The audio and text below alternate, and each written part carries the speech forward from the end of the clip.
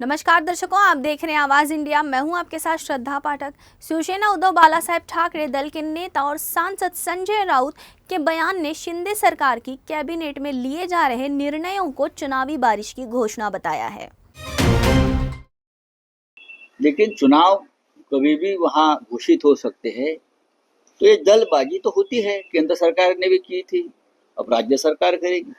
तिजोरी में पैसा नहीं है, फिर भी घोषणा की बरसात बारिश हो रही है। लेकिन जनता हमारी जो है महाराष्ट्र की इतनी मूर्ख नहीं है, उनको पता है ये कब और किस लिए हो रहा है। चाहे लाडली बहन योजना हो, चाहे आपने जो कहा मौलाना आजाद इंस्टीट्यूट के बारे में हो, ये सब चुनाव का गणित चल रहा है। राउत ने महाराष्ट्र के मदरसों के टीचर्स की सैलरी बढ़ाने को लेकर भी शिंदे सरकार पर तंज कसा है। सैलरी बढ़ा दी तो ये जो अंधभक्त है, मेरा सवाल है उनसे, क्या ये वोट जिहाद नहीं है? ये वोट के लिए क्या है ना, लाडली बहन हो। देखिए, बढ़ना चाहिए वेतन। जो पढ़ाता है, हाँ, जो स्कूल में या बच्चों को पढ़ाता है, उनको पगार मिलना चाहिए, वेतन मिलना चाहिए, ठीक से मिलना चाहिए। लेकिन क्या अगर ये हम लोग करते तो बोलते वोट जिहाद है। तो आपने क्या किया? वहीं राउत ने हरियाणा के चुनाव पर राहुल गांधी के दिए सबूत पर भी बयान देते हुए कहा कि महज 0.6% वोट ज्यादा मिले हैं, जिससे बीजेपी को 30 सीटें कैसे बढ़ी। इस पर राउत ने सवाल उठाया है।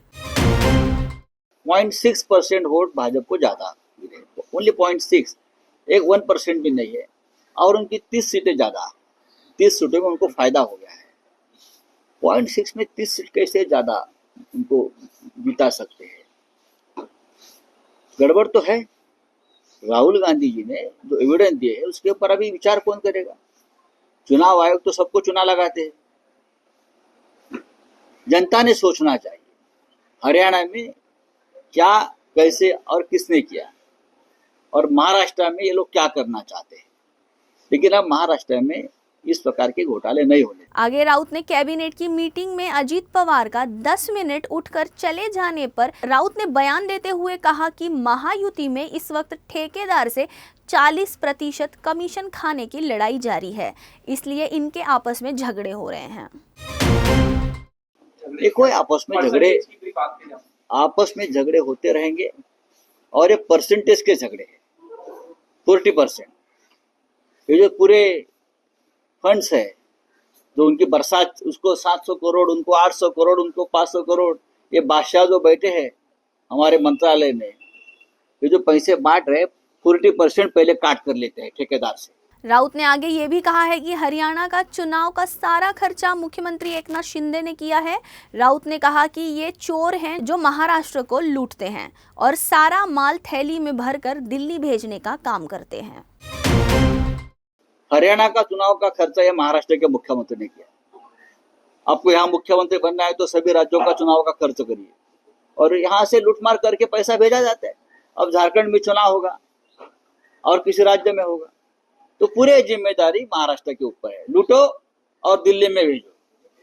यहाँ चोरी करो, जनता को लूटो, दिल्ली में भेजो थैली सब। राउत ने आगे ये भी कहा है कि महाविकास अघाड़ी में चर्चा सारी हो चुकी है, जल्दी हम 210 के करीब सीटों की लिस्ट जारी कर देंगे।